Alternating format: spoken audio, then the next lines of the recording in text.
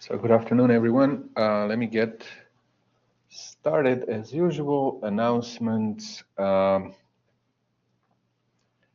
Two main things. Well, one big thing coming up next week. We're just gonna do progress report for our projects, so that would be. I need to calculate exactly how much every team should have. I think it's gonna be around 10-15 minutes, just FYI. I'll post a message exactly with that, with the times. Actually, I'll post a message with when each team is supposed to stop and start. On that note, before I post that message, I'll give you until maybe Wednesday. I'll remind you on Wednesday as well. If somebody cannot be virtually present either on the 21st during the class time, so between kind of 3 and 4:20-ish,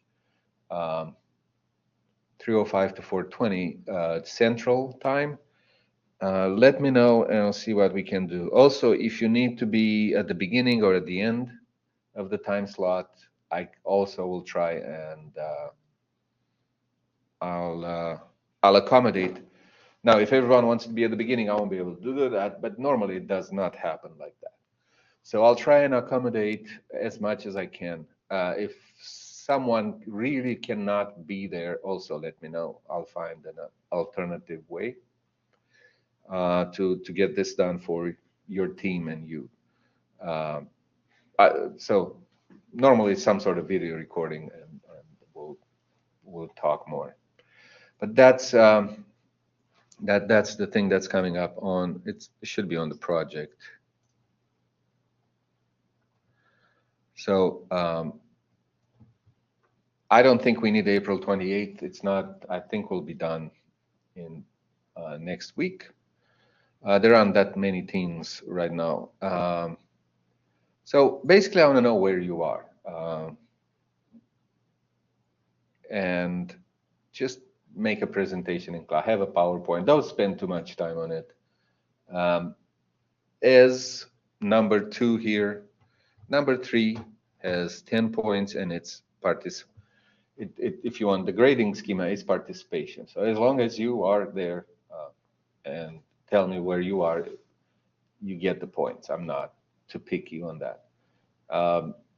If you have a PowerPoint, I'll kind of want you to turn it in so I have one piece of data that I can look up, or you also look it up a little bit later in the semester. But that's pretty much kind of what I'm thinking to happen. Again, I'll send an email with the important part is if anybody has a preference or cannot be there at a certain time, I'll try and accommodate, and I'll compute exactly how much time each team has, just to kind of get you started on it, to understand how that will go.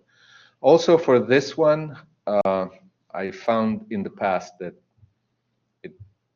one of the COVID things is it works better if I'm doing this all online. Having in person, trying to connect a laptop or anything like that takes forever. Having to deal with people who are not online in class, with people who are in class and talking, and it was a pain. So so basically what I'm saying is next week, 21st, 23rd, it's only going to be virtual, and the team will present virtual. If there's a problem, if I need to kind of open up a room for somebody, send me an email.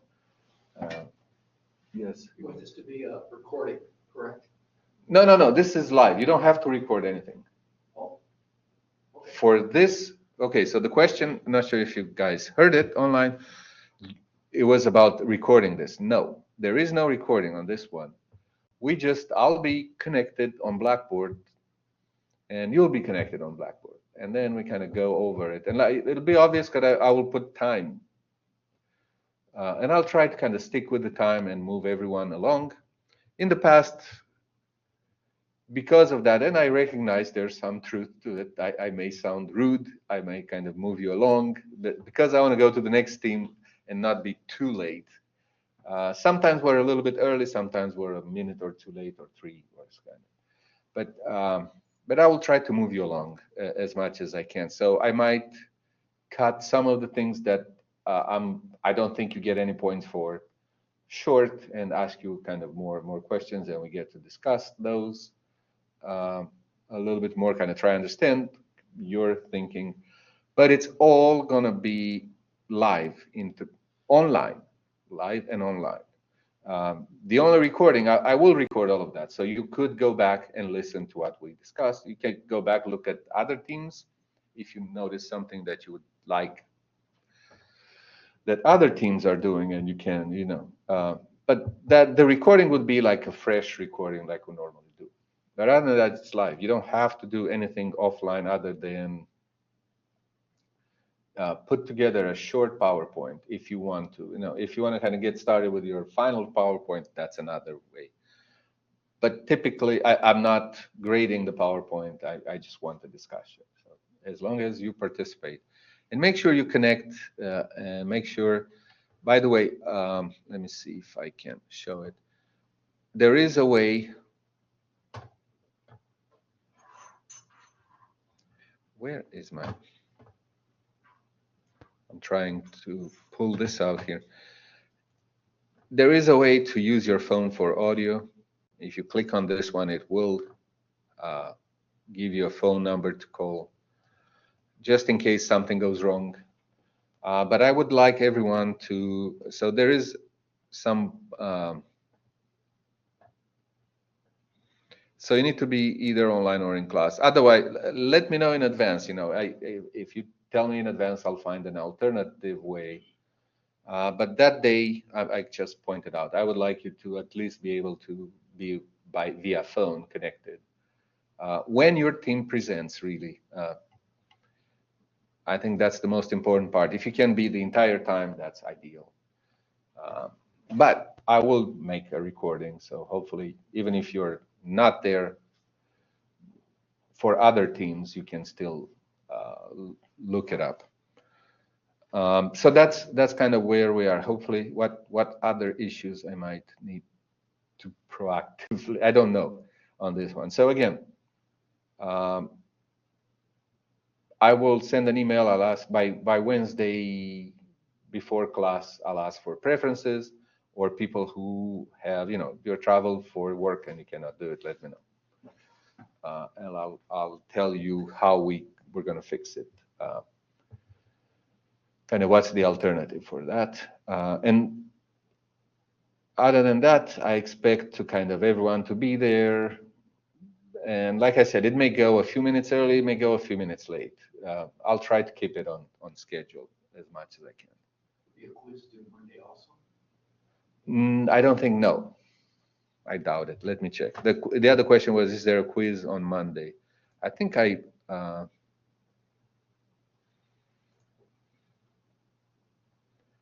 this one goes to April 28th, so we're skipping.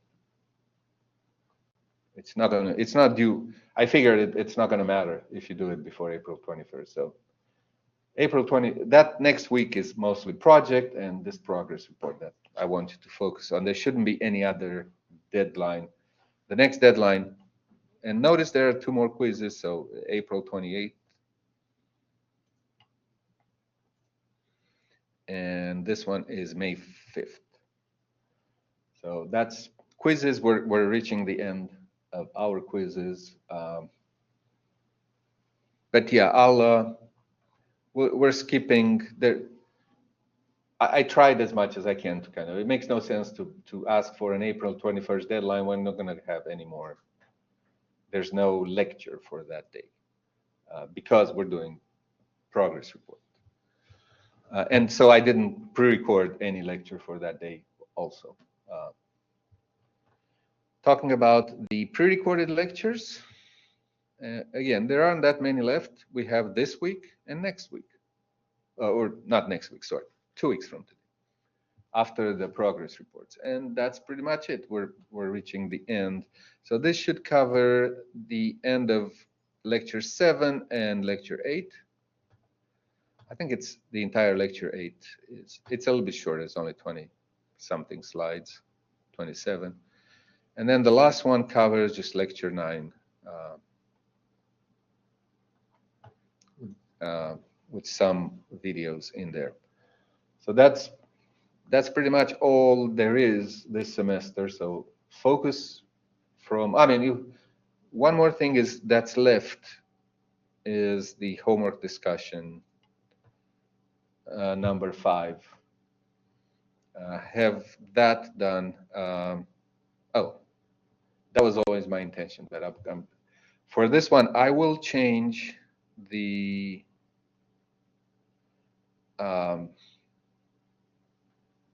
I'll make a little change here. Let me pull it up and I'll explain.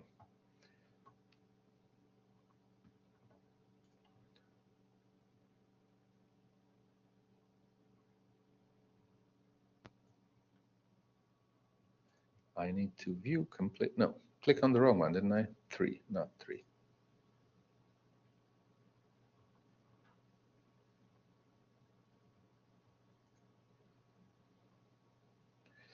So on the criteria here, so we're in the evaluation phase.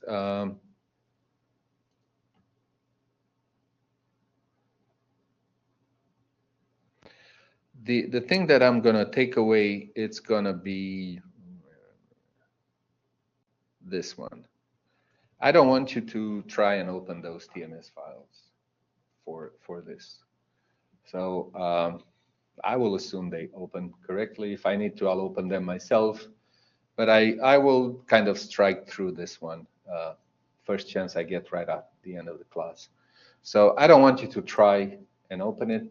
For the graph, I really wanted you, for homework 4, I really wanted you to check those graphs. I think there were 2 of them that were kind of wrong, and not everyone saw that. So, but for this one, it takes too long. I don't want you to have to kind of go through the TMS files and open them up. If I need to, I'll open them myself on the ones that I want to look at. So other than that, the evaluation should be it's slightly different than all the other ones because there's 2 parts. So instead of 4, 3, 2, 1, it's going to be 7, 6, 5, and 4. So a single 4. Basically, I figured everybody gets the 3 points for the 2 parts, for one of the parts. But I wanted everyone to do the original tree map because it was a little bit more obnoxious. So everybody kind of have it fair and not skip it.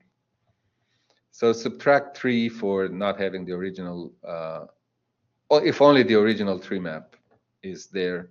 So if somebody somehow didn't do the second part, which I think normally it's easier to implement in all the other pieces of software.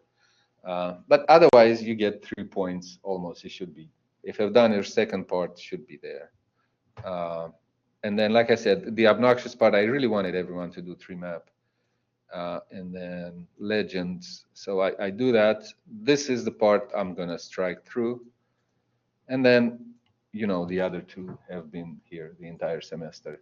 When will the evaluation be due? When is the evaluation due? That's a good question. Let's look at what this says. April 21st. So it's going to be before. I could extend it, but it's evaluation. It's not that time consuming. And this way, by next week, we are done with the home. Everything, you know, it's just going to be project one quiz, but I think the last quiz has 2 or 3 questions, so it shouldn't be the end of the world. But it's just going to be project and kind of get ready for your recap. Final, if you want. That's another name for recap. So that's kind of all that one left. I wanted to kind of get rid of the homework. So yes, homework is due on next Monday. So kind of get it out of the way, and then focus only on project starting Monday. Like I said, quizzes are not a lot of points, and they're more of a hassle. But I want people to think of some of these things, and maybe possibly look through the slides. That's a good question to April 21st on this one. And another thing is, once I get through homework 5, I will go ahead and drop the lowest. I'll go through, once I know all the results, I can at that point drop the lowest grade. So that gives me a little bit more time to do that than if I extend it.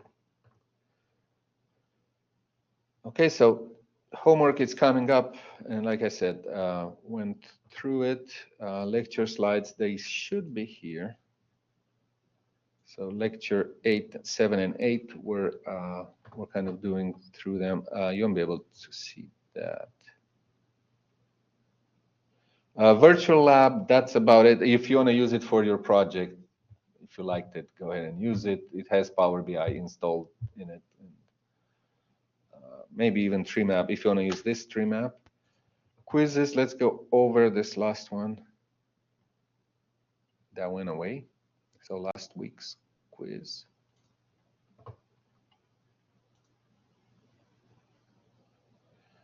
Okay, so for tree map, if you kind of went through the slides and or the recording or their demonstrations, you notice that there's more than one way to cut the a parent to place the child's in there.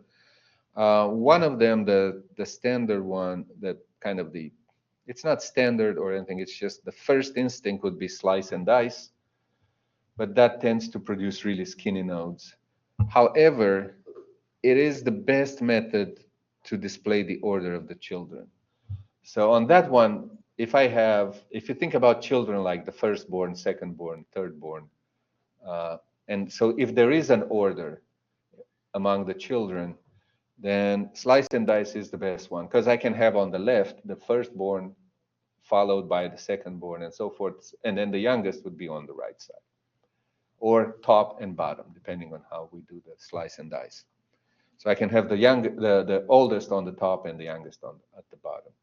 And that can show order in a really nice way. Cluster and squarified, they tend to move children around in order to kind of partition and create rectangles that are not skinny, that are kind of fat rectangles. They are more like squares rather than rectangles, close to squares rather than bars. So these two don't do a good job of maintaining the order. So it's kind of hard to maintain order. You don't know if the child on the left is the firstborn or the youngest. Can be anywhere in between. So slice and dice is not a good method for many things, but its only advantage is that it shows the order.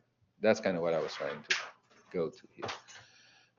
Cone trees, they kind of use 3D, hyperbolic browser. There's one that does 2D and one that does 3D. Basically, it's not the hyperbolic, but it's just the way they look at the space. It's a mathematical thing where you look at space as being a hyperbolic space rather than Euclidean space that we're used to. But the only thing that the things that these have in common is that they don't show the entire tree at the same time. For example, hyperbolic browser, they say they can show trees with 10,000 nodes. You don't see all of them at once. hyperviewer, they can show even more than that because they say it's 3D, they can show up to 100,000 nodes. But the thing is, we don't see 100,000 nodes in there. We just kind of see a little bit at a time, and we can just navigate the space. And the same thing with cone trees, which use 3D. So it's not use 3D view because obviously this one is two-dimensional.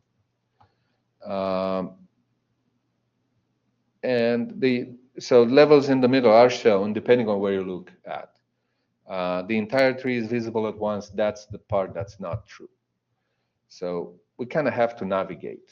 So seeing the entire tree requires interaction. So that's kind of one trick.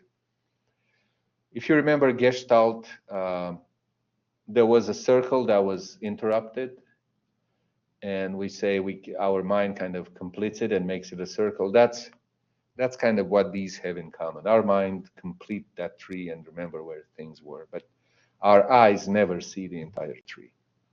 So interaction is really important here. And then space filling techniques, where, in other words, it doesn't matter. Another way to ask this, in a typical node link diagram for a tree, where would we waste a lot space? At the root and its children, or towards the leaves, towards kind of the bottom of the tree? And the answer is, in a randomly generated tree, you're going to have a lot more leaves. So there's a lot of space that's going to be used at the bottom. But the root is just one node. And it's using, whatever, 1/10 of the, for one node, we're using 1/10 of the real estate. So the wasted space is going to be at the lower level of the tree. So just because normally there's a single root and the root doesn't have a million children, and even if it had a million children, those children are going to have 10 million grandchildren and so forth. So it kind of expands, it grows exponentially as we go down towards the leaves. So that should be the answers here.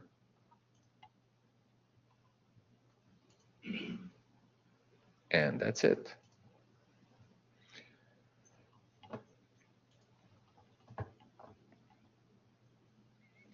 Okay, so quizzes, talked about the homework discussion, project is coming up. Demonstration of visualization tool should be done for everyone. Article presentations, I think we're reaching that point where I think Wednesday is the last scheduled day. Let's see if, how many late ones I get, but so that's coming up. So what's going to be left is going to be project and recap. Those are the two lots of points, things that are going to be left starting kind of next week. Already talked about recap last time, so if you're curious, look at the first fresh recording from April 9th.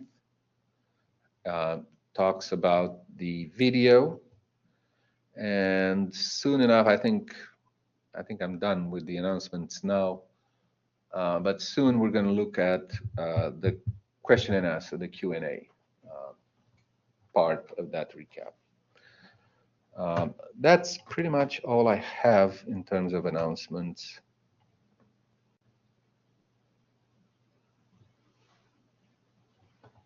And let me stop the recording.